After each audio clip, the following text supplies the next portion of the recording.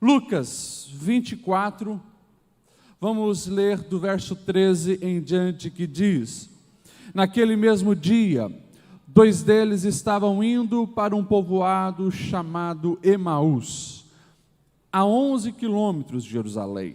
No caminho conversavam a respeito de tudo o que havia acontecido. Enquanto conversavam e discutiam, o próprio Jesus se aproximou e começou a caminhar com eles. Mas os olhos deles foram impedidos de reconhecê-lo. Ele lhes perguntou: sobre o que vocês estão discutindo enquanto caminham? Eles pararam com o rosto entristecidos. Um deles, chamado Cleopas, perguntou-lhe: você é o único visitante em Jerusalém que não sabe das coisas que ali aconteceram nestes dias? Que coisas? Perguntou ele. O que aconteceu com Jesus de Nazaré? Responderam eles. Ele era um profeta, poderoso em palavras e em obras diante de Deus e de todo o povo. Os chefes do sacerdote e as nossas autoridades o entregaram para ser condenado à morte e o crucificaram. E nós esperávamos que era ele que ia trazer a redenção a Israel. E hoje é o 3º dia desde que tudo isso aconteceu. Algumas das mulheres entre nós nos deram um susto hoje. Foram de manhã bem cedo ao sepulcro e não acharam o corpo dele. Voltaram e nos contaram ter tido uma visão de anjos, que disseram que ele está vivo. Alguns dos nossos companheiros foram ao sepulcro e encontraram tudo exatamente como as mulheres tinham dito, mas não o viram. E ele lhes disse: como vocês custam a entender e como demoram a crer em tudo que os profetas falaram? Não devia o Cristo sofrer estas coisas para entrar na sua glória? E começando por Moisés e todos os profetas, explicou-lhes o que constava a respeito dele em todas as Escrituras. Ao se aproximarem do povoado para o qual estavam indo, Jesus fez como que ia mais adiante, mas eles insistiram muito com ele: fica conosco, pois a noite já vem, o dia já está quase findando. Então ele entrou para ficar com eles. Quando estava à mesa com eles, tomou o pão, deu graças, partiu e o deu a eles. Então os olhos deles foram abertos e o reconheceram, e ele desapareceu da vista deles. Perguntaram-se um ao outro: não estava queimando o nosso coração enquanto ele nos falava no caminho e nos expunha as Escrituras? Levantaram-se e voltaram imediatamente para Jerusalém. Ali encontraram os 11 e os que estavam com eles reunidos, que diziam: é verdade, o Senhor ressuscitou e apareceu a Simão. Para finalizar o verso 35, então os 2 contaram o que tinha acontecido no caminho e como Jesus fora reconhecido por eles quando partia o pão. Amém? Esta palavra, somente a leitura já nos edifica. Jesus no caminho de Emaús. E fiz questão de parar no verso 35, porque fala desse partir o pão, e hoje nós partiremos o pão, trazendo à memória essa cena, esse episódio, a morte e a ressurreição do Mestre Jesus. Todos sabemos que Jesus escolheu para si 12, que eram aqueles que caminhavam mais perto, mais próximo, mas também sabemos, e o próprio evangelista Lucas vai nos dizer no capítulo 10, o verso 1, que também o Senhor designou 72 e os enviou de 2 em 2 para proclamarem as boas novas e fazer com que o reino de Deus fosse espalhado por todos. Provavelmente nós temos aqui o nome de um desses, Cleopas. Não temos o nome desse outro. Alguns até suspeitam que possa ser a própria esposa desse homem chamado Cleopas, mas não temos certeza. Sabemos que eles iam no caminho 11 quilômetros, de Jerusalém a Emaús. E eles estavam discutindo, conversando, e de repente chega Jesus. Eles não desconfiam que é Jesus, mas Jesus chega e começa a caminhar com eles. O interessante é que na sua sabedoria, O evangelista Lucas, com algumas palavras-chave, ele vai nos mostrar, e é que eu quero enfatizar hoje, o impacto da morte e o impacto da vida sobre nós. Quando nós olhamos e falamos de impacto da morte nesse texto, os versos vão nos relatando corações que exprimem ou demonstram um sentimento, uma realidade, uma confusão. Por exemplo, o verso 16 que nós lemos vai falar de olhos impedidos de reconhecer quem estava ali com eles. A angústia era tanta, a frustração era enorme no coração desses homens. Imagine, eles acompanharam toda a cena, eles acompanharam toda a jornada e toda a caminhada. Jesus, ele cumpriu o seu ministério. 3 anos haviam chegado ao fim, onde o Deus encarnado esteve entre nós, fazendo milagres, mostrando o reino de Deus, ensinando o caminho aos céus e também anunciando que ele deveria morrer e ressuscitar, para que assim o resgate da humanidade fosse efetivado. E tudo aconteceu daquela maneira. Na reta final, eles viram Jesus ensinando os 12 de uma maneira mais próxima. Eles acompanharam tudo isso. Eles viram esse mestre sofrer as perseguições pelos religiosos, fariseus, saduceus, escribas. Eles viram quando uma mulher, e hoje foi cantada aqui sobre isso, ela está aos pés de Jesus, lavando e depois perfuma o corpo de Jesus, e o próprio mestre diz que estava assim preparando ele para o sepulcro. Esses homens viram quando crucificaram Jesus, viram uma crucificação diferenciada, porque naquela cruz estava um homem na cruz do meio, mais ensanguentado que todos os outros que eram crucificados antes dele. Viram um homem dilacerado, o sangue escorrendo, e não tinha como negar que ali estava alguém diferenciado, alguém que não usava o último fôlego de vida para amaldiçoar, para xingar, mas estava ali liberando perdão. Eles sabiam de todas essas cenas diferentes, e eles sabiam que Jesus havia sido sepultado num lugar onde era um lugar de rico. José de Arimateia cedeu o seu sepulcro para o corpo de Jesus. E agora, no domingo pela manhã, eles também já ouviram notícia que as mulheres foram lá e não encontraram o corpo de Jesus. As mulheres chegaram lá e tiveram a visão de anjos que falaram que Jesus está vivo. Também eles ouviram falar que João e Pedro entraram naquele sepulcro, mas não viram Jesus. Um mistério, mas o coração ainda impactado, crendo que o seu Cristo estava morto. E Jesus estava ali, do lado deles agora, caminhando com ele aqueles quilômetros, mas os olhos deles estavam fechados. Impacto da morte. E espiritualmente falando e aplicando na vida daqueles que ainda não tiveram a experiência com o Cristo ressurreto. Quem não tem experiência com o Cristo ressurreto, caminha sempre dessa maneira, sem expectativa. Muitas vezes a solução está do lado, mas não consegue enxergar. O verso de número 17 vai dizer que eles param com os rostos entristecidos. E é uma outra palavra-chave desse texto. A tristeza domina, a tristeza é impacto de morte. Sempre que alguém passa por essa situação de perder alguém, quando a morte chega, o coração fica angustiado e entristecido. Esses homens viram o seu mestre ser morto, e na concepção deles ainda, por não ter experiência com o Cristo ressurreto, a tristeza domina. Hoje nós ouvimos aqui testemunhos de pessoas que sim, caminhavam com os olhos fechados e o coração dominado por tristeza.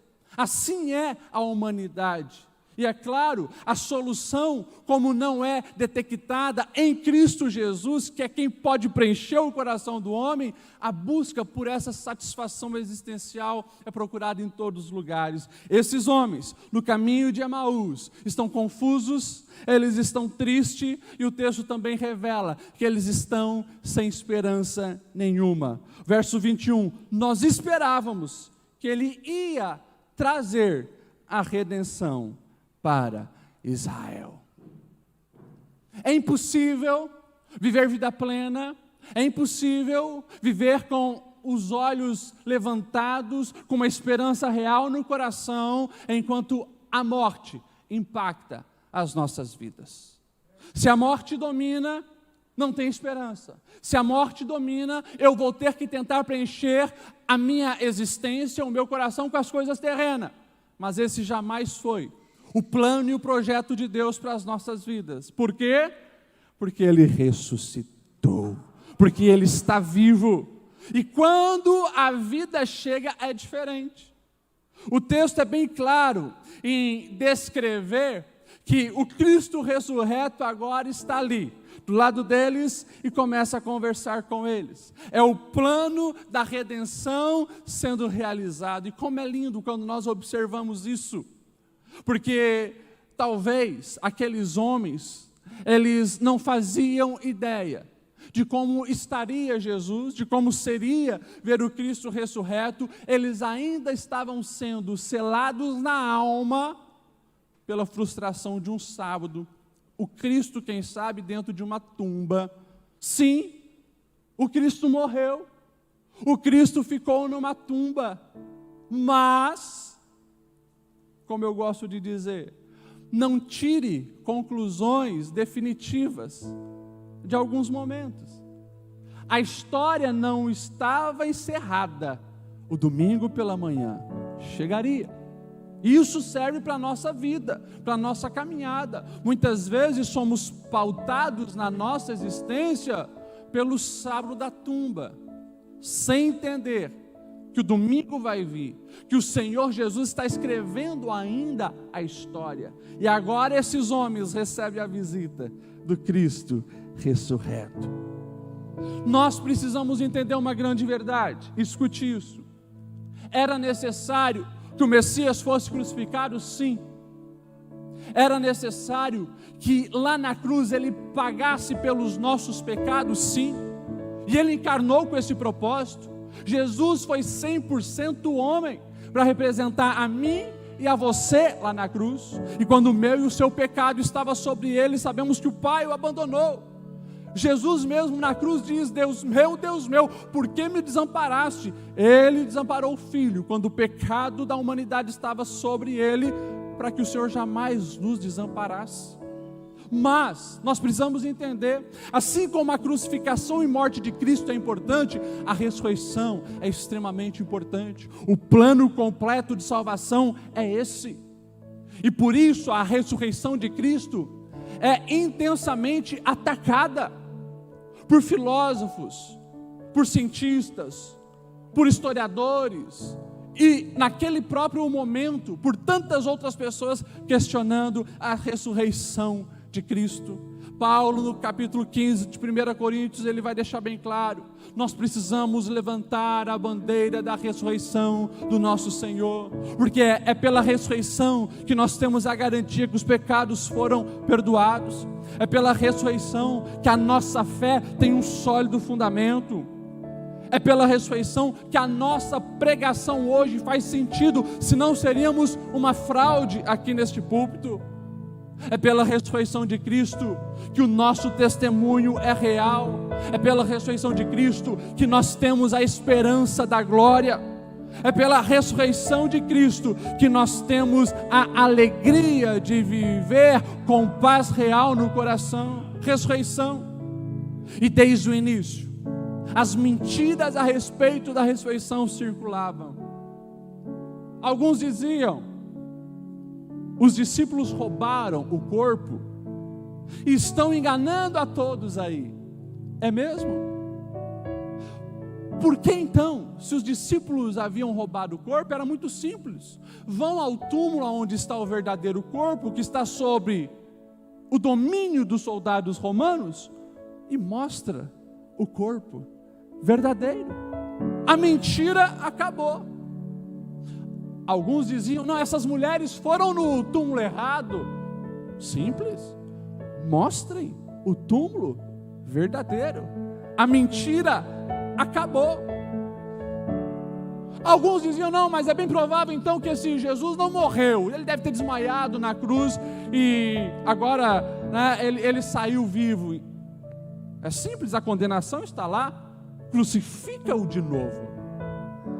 Mas isso não pôde acontecer, porque de fato ele está vivo, todo-poderoso, dominante, absolutamente, aquele que matou a morte. E ele começa a se revelar. A primeira pessoa, uma mulher, ex-endemoniada, 7 demônios a possuíam. E Jesus faz questão de colocar por terra toda a opressão sobre as mulheres, porque ele escolhe uma mulher para ser a primeira missionária. Terça-feira aqui pregava e eu falava, não tem lógica humana que explique um Pedro e um João entram no sepulcro e Jesus não aparece para eles, o discípulo líder e o discípulo amado, mas quando tem uma mulher ali chorando, ela recebe a visita do Cristo ressurreto. É o Senhor abençoando você, mulher, para que você seja usada nas mãos dele. Jesus, ele aparece para Simão. Jesus aparece para esses discípulos no caminho de Emaús. Jesus aparece 2 vezes quando estão todos reunidos, uma sem Tomé e outra vez com Tomé. Manda os discípulos para Galileia, e na segunda pesca maravilhosa, 7 dos discípulos mais uma vez veem Jesus. O apóstolo Paulo, ele vai relatar 1 Coríntios 15, do 5 ao 8, a seguinte aparição do Senhor. Apareceu para Pedro, para os 12, depois apareceu para mais de 500 irmãos de uma só vez, a maioria dos quais ainda vive, embora alguns já tenham adormecido. E ele diz, depois apareceu a Tiago, a todos os apóstolos, e depois desse, também apareceu para mim. O Cristo está vivo, se revelou aos seus discípulos, mas ele continua vivo. Está aqui uma multidão de discípulos que já tiveram uma experiência com esse Cristo ressurreto. Eu e você não precisamos de documentários de National Geographic falando que ele está vivo. Nós já experimentamos ele, nós já falamos com ele todos os dias. Jesus está vivo. E assim como na nossa caminhada terrena, enquanto a morte ela tem um impacto em nós, a vida também precisa ter um impacto em nós. Esses discípulos, eles estão chegando em Emaús, e Jesus finge que vai passar adiante, e eles fazem um pedido: fica conosco, já é tarde, fica conosco. Eles estavam ali recebendo um bálsamo na alma, uma explicação em todo o Antigo Testamento que apontava para Jesus, o que era necessário ele viver, ele morrer para depois ressuscitar. Fica conosco. Esse é o segredo. Esse é o segredo de quem deseja sempre ter novas experiências. É ter fome das verdades eternas, é ter fome da palavra de Deus. E Jesus ficou com eles. Vamos comer. E o texto diz, quando ia partir o pão, os olhos deles se abriram e Jesus desapareceu. É o impacto da vida. Primeira coisa, escute isso: quando temos uma experiência com o Cristo vivo e a vida dele impacta a nossa existência, nós passamos a ter compreensão. Se a morte, quando impacta a nossa vida, os olhos estão fechados, quando a vida chega, os olhos se abrem.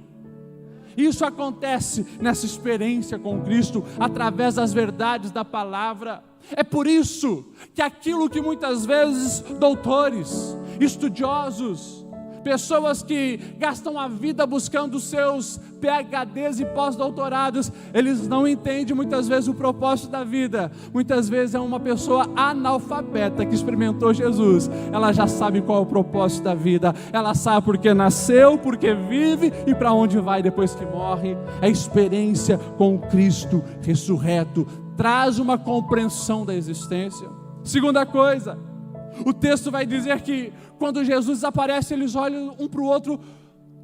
Não ardia o teu coração quando ele falava e expunha as Escrituras? Paixão. O coração arde. A experiência com o Cristo ressurreto gera em nós um ânimo, um entusiasmo, que a palavra entusiasmo é isso, é Deus em nós, nos motiva para a vida, coisa que ninguém e nada nessa existência consegue colocar na nossa alma, é só Ele. Por isso, quando o apóstolo Paulo, ele está falando de fruto do Espírito, ele vai dizer que algo lindo acontece chamado longanimidade, um ânimo longo. Quando o Espírito Santo nos domina, a gente caminha diferente nessa vida, com ânimo para viver, essa paixão que arde em nós, paixão de viver, paixão de proclamar Cristo, paixão de estar aos pés do Senhor, paixão de querer as coisas de valor eterno. Pergunta para quem está do seu lado, o que faz o teu coração arder? Que você possa ter experiência com esse Cristo vivo. A experiência com esse Cristo vivo faz arder a alma, coisa que uma balada não traz, uma droga não traz, um vício não traz, um amor terreno e passageiro não traz, mas o Cristo ressurreto traz. Ele preenche a alma, ele faz você caminhar de cabeça erguida, apaixonado pela existência. E o texto vai dizer que então, depois deles terem certeza, era Jesus, verso 33, levantaram-se e voltaram imediatamente para Jerusalém. Experiência com o Cristo vivo gera motivação na caminhada. O desânimo sumiu, porque o texto diz, eles voltam correndo. A esperança voltou. A euforia de ver o reino de Deus manifesto estava novamente latejando na alma e no coração desses homens. Eles tinham vontade de falar para todos: Ele vive, Ele vive, Ele vive, nós experimentamos Ele, Ele está vivo. É por isso que não tem como ser um cristão verdadeiro, conhecer o Cristo ressurreto e você não ser um missionário. Alguns já falavam, é impossível ser evangélico sem ser um evangelista. É impossível ser uma igreja e não ser igreja missionária, porque é até redundante isso. Igreja verdadeira, eu e você precisamos manifestar que Cristo está vivo. E que oportunidade temos nesse fim de semana da Páscoa. Muitos estão enganados. Crianças da nossa cultura ocidental nascem procurando coelhinho. E é algo tão lindinho, algo tão bonitinho, os desenhinhos de Páscoa, os coelhinhos. Mas deixa eu ser claro para contigo. Se você não está ensinando do Cordeiro, da verdade de Cristo, nós estamos sendo engodados pelos planos infernais. Não podemos ter chocolate, pastor. Tenha muito chocolate, faça muita festa, mas não esqueça de dizer, é porque o Cordeiro de Deus foi abatido. Se nós enxergássemos a realidade, perceberíamos que tanto no Natal quanto na Páscoa, que apontam para Cristo, a nossa cultura, a mídia, os filmes tentam inverter. Isso é satânico, porque quem conhece o verdadeiro significado da Páscoa, daí sim, não está feliz num dia, mas tem felicidade para todos os dias em Cristo Jesus. Aqueles homens voltam e eles estão ali agora dispostos a falar, e eles falam porque eles têm certeza que todas as promessas vão cumprir. Se a promessa da ressurreição aconteceu, todas as promessas de Cristo vão se realizar. E é interessante, porque o texto vai dizer que eles falam para os discípulos no momento de euforia. Jesus havia se manifestado para Simão, e eles estavam todos ali assustados, ouvindo como foi aquilo. De repente chegam os dois do caminho de Emaús e diz: nós encontramos ele, Jesus está vivo. E de repente o Senhor agora se manifesta para todos, no meio deles aparece: paz seja com vocês. Os discípulos, essa cena é linda, chocante, mas ela precisa nos impactar, porque eles estão com medo, estão de portas fechadas. Aqueles que mataram o seu mestre estão os perseguindo.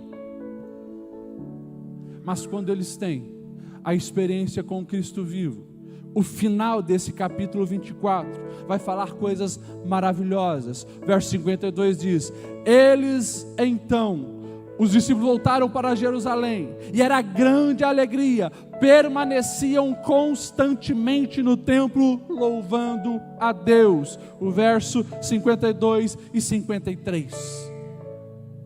O que muda? Como assim? Uma hora eles estão trancados na casa, com medo de serem mortos, com medo da perseguição, e de repente eles saem, vão para Jerusalém, o lugar mais movimentado, vamos para o templo, e o texto diz: lá eles estão dando a cara a tapa e declarando: Ele está vivo, Ele está vivo, Ele está vivo, estão louvando a Deus.